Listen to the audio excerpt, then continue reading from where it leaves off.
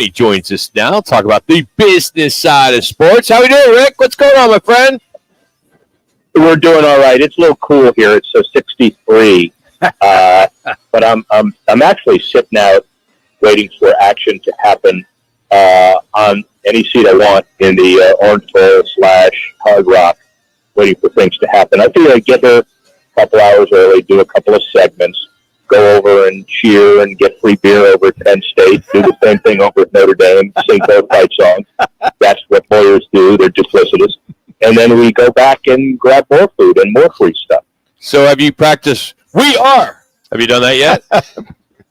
Yeah, but then, there's too much of a gap between We Are and Penn State. That's done for slow people. You got to move quicker than that. Hey, I want to get into something before. We'll have plenty of time to talk college football, but I know how much of a golfer you are, and I had the luxury of playing golf with you about a month ago here. And your thoughts? Luxury is all mine. Yeah. The thoughts. Your big takeaway from the Tomorrow Golf League, which was founded by Woods and Roy McIlroy. I saw 100+ countries and territories that this thing was seen in. What was your biggest takeaway? Well, I had the added advantage of getting there early and kind of being there for the whole thing, and it was very interesting. They spent a lot of money making that stadium a basic made-for-TV stadium.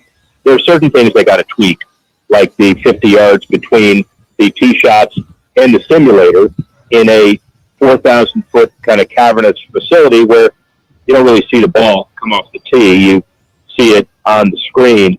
And then for people that don't know, you take the tee shot, then another one, and when you're 150 yards or in, you go up to the rotating green, and then you drop the ball. Now, I love the idea of having a green where you push the button and it starts rotating.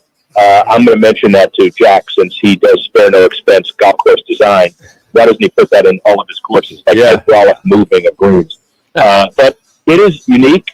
It's new. I heard a lot of people say it's unwatchable. I heard a lot more people say I love it. And don't ask me today. Basically, ask me in week 8.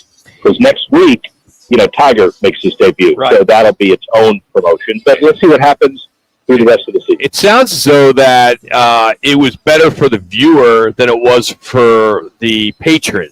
That place was just so big, right? Is that because you're following up on what I say, or have you heard that from other people? No, I've heard it from other people, and that's kind of why I wanted to start this segment off, because this is a big deal, and I think a lot of people would like to see that this tech-driven type golf works, and there have been some people that have tried it before. And the big deal, the biggest issue I think that they've got to deal with for the fans in the stadium is pump in the Van Pelt, Barry, the other television coverage, because there are kind of whispers among the players, and then you hear, seriously, the ball hit the screen, and nobody's going to applaud because every ball's going to hit the screen.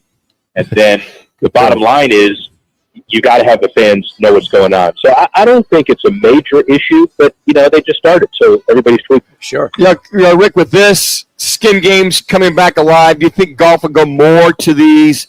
I want to see the top golfers play against each other, whatever the format is. Yeah, well, look, the golfers love banter.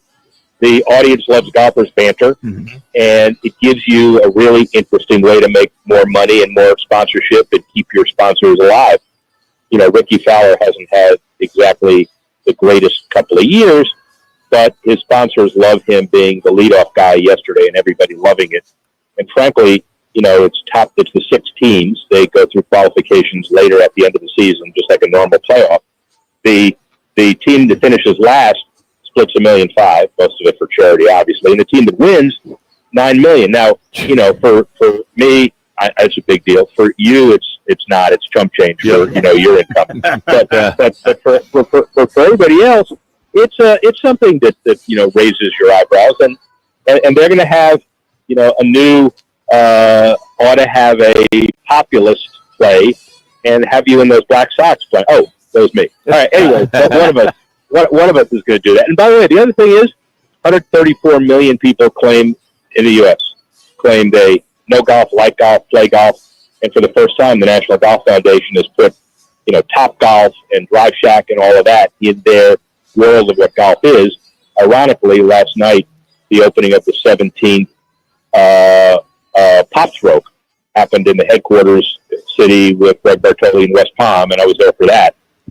And so you had two, major events in South Florida that represent where golf is going. I'll follow up with this then, because the live golfers are not involved. Is that ever going to get together, or do you see it staying separate entities for the time being? It'll get together because the Justice Department is going to ease the restrictions on the negotiations. It'll get together because it can't, just like kart and Indy cars a while ago, they realized it's stupid to stay apart. There is still a little bit of bad blood. I will say this without anybody telling me to, but the decision was made yesterday to put the Live Doral event right across from a senior champions event in Boca Raton called the Hall of Fame Invitational, James Hardy, and there are 52 weeks in a calendar. So I'm just that was unfortunate, let's say.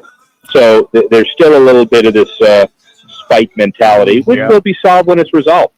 Visiting with Rick Horrow, the Sports Professor, live from the Orange Bowl in Miami. Local federal agencies have come out and said that they've kind of ramped up their security. Are you noticing that? I mean, this is your hometown. You've been in the Orange Bowl many, many times. Can you see more local and federal agencies around? Yeah, a lot of them. Tempered by the fact that I got here, 5 hours for 3 minutes. I'm sure the lines are going to be longer. This is equivalent to the Sunday drivers mixing with the weekday drivers. A lot of these people rent cars; they have no idea how to get around here, so that's going to slow it down anyway. Plus people from Notre Dame, they're just not that bright. So, wow! Yeah. Wait. There's a story. There's a subplot to that. You know why I'm saying that? Because Pete Pavakwa, who's a good friend, South Floridian, who is now the athletic director of Notre Dame, is within earshot. All right. So. Yes. Oh, great. That's great. Well, a lot of people are on Notre Dame to win this game. I think there's a lot of people that feel they're going to win. But Texas and Ohio State, your thoughts on them tomorrow? Well, the playoff, it's ironic. The top two teams coming in. 2 minutes. You have all of these teams that were mismatches, bad selections. I think the tournament's working out really well. You have, 4 teams who are just happy to be there. They got blown out, but they got happy to be there. You got 4 teams who had those amazing home games in the second round, and then the 4 teams that get buys. And now we see the 2 that are going to rise to Atlanta. I'm going to throw my money on Ohio State. Wait, I'm going to throw my money on Texas. Wait, I'm going to throw my money on Penn State. Where do you do more hits? That's what you care about, right? I do. The Midwest is okay. You guys don't represent. I'll tell you what. I was really upset last week because you should have won that game. Yeah, we agree. It would have been amazing. Yeah. I know you're over it, but you should have won that game. So Rick, you look at the numbers. We know Rock broke down the TV numbers a little bit earlier. How about the economic numbers for these playoff games per se, and what kind of numbers can we expect for the teams, i.e., in the semis? These next 2 Yeah, games? is the game sold out, Rick? Is the game sold out? I don't see a lot of people here yet. Oh wait, it's 30. 5 hours. Yeah, no, I assume it is. I usually don't have to worry about tickets or paying cash or anything, as you know. So I'm a stupid people ask. So I do think that at the end of the day, 10 sites. They have 11 games, but 30 seconds. The national, at least for a couple of years, the national championship returns to a venue where they had one of their bowls this year, Atlanta, next year, Miami. So 10 sites, but $50 to $75 million of economic impact for the early ones. Wow. Much more than that for the big one. There are a lot more people who will go to Atlanta on the 20th because they know there's a game there. Yeah. They know there are games on the semis, but they don't know who's going to be there. You guys are good to wrap whenever. Also, every year. But I do think that this year is big because everybody wants to be part of the inaugural event. Rick, enjoy. Sorry you have to do this today. Go to the Orange Bowl, go to a playoff game, but somebody had to do it, right? Yep. So we appreciate you, man. Thank you. But wait, I have one question for you. Did you tell me that Manouch was doing the economic impact analysis earlier? No, Rock What was. happens after 10? No, Rock. What